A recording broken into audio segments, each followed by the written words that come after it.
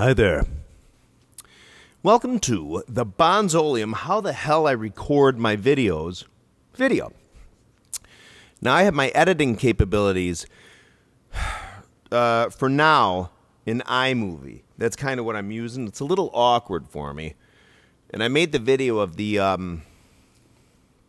what was the last video I put up? I was washed out in it. You noticed in it, the color was very low, and it was really like kind of, the white balance was way off. Whatever the last video I put out, which was yesterday, which for some reason I can't remember. I can remember what I had for breakfast on October 3rd, 1973. Cocoa weeds. But I can't remember what the hell the video was about. It was yesterday, wasn't the Peisty Zildjian one. Oh, it was the stage, the platform to put the drums on. Well, what I use to make my videos, back to the topic at hand, and this will be a short video. I use this microphone that I'm talking into. In a world where condenser microphones are used for John Bonham freak show, freaky dude people, drum videos, this microphone is an MXL V250. Now, you can look it up right now in a parallel window or on your phone or if you're on a desktop or whatever.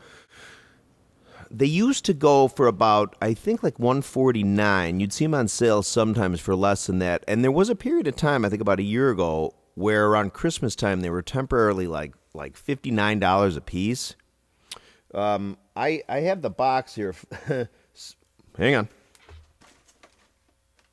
False alarm. But this microphone, because of my editing capabilities, I will put up a picture right now.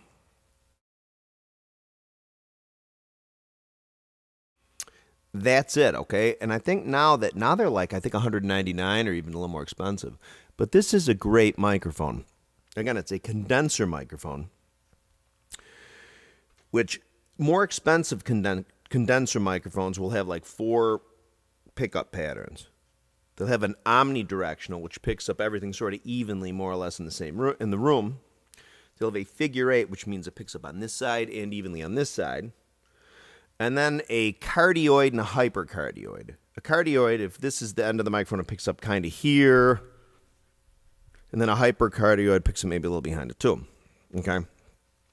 So this one is just I think this is just a hypercardioid. I'm not sure. But it seems to work great for the drums. Remember, I put this thing about 6 inches above my head. It's not stereo. The feed to the camera is stereo. But this microphone is not a stereo microphone. But often I think what people do is they'll put maybe 2 condensers over the top so you get sort of a stereo spread thingy. And then a microphone, either a condenser, which I do not have here now, although I do have one that I'm going to use at some point. But oftentimes I think they'll use maybe like a, what do they call it, like a super cardioid or something, like an RE20 or something, or a D112. I don't know if that term is right. But anyway, what I use just right now, what I've been using for the last 20 months, pretty much I think since like January of 2016, is this V250, the MXL V250, a board. It's like a 6-channel board I bought, although on the paperwork it says it's a 12-channel, but I'm not really sure how the hell I don't know. But here comes a picture of the board. And then a close-up of the logo. It is a Pro FX board. I think it was like $140. And then I also got the camera, which is a Nikon D3300. Which was the most inexpensive camera in Nikonberg that I could find that had a stereo mic input, okay? So that's really it. So, again, what I recommend is and I mean, if I could do it, anybody can. I mean, remember, I was using like a little Casio camera, and before that I was using like a Vizio Vado or something. But this sound is pretty good, okay? And if you're a little adventuresome, get yourself some sort of microphone out in front of the bass drum. You can put one on the snare if you want.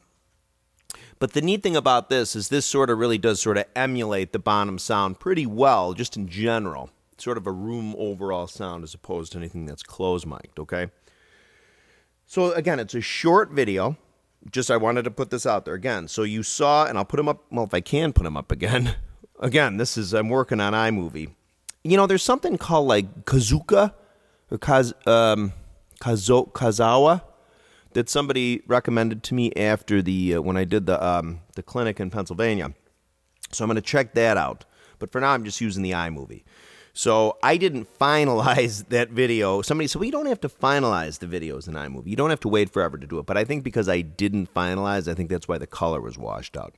So in any case, more videos on the way, including somewhere I'm going to have people down here. I'm going to make a proper LaGrange, you know, the ZZ Top. Remember, I stray off the Zeppelin thing from time to time because sometimes it's just, there's great music out there, right? So ZZ Top's LaGrange, I'm going to play a little bit of the intro and stuff with an actual guitar player. Okay, so his name is Mitch. God love him. He's a good man. Got to get him down here. I have sort of the machinery with which to do that. So more videos on the way. Keep coming back. Please subscribe if you haven't.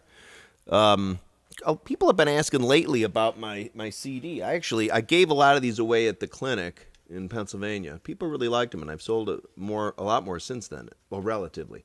Well, not a lot, but a fair amount. So this is my disc, Terry Keating Greatest Hits. Remember, these are actual songs, okay? So if you want one of these babies, I sell it under my eBay handle, which is Kingish, Kingish, and I'll sign it for you and stuff if you want. People ask to have these signed.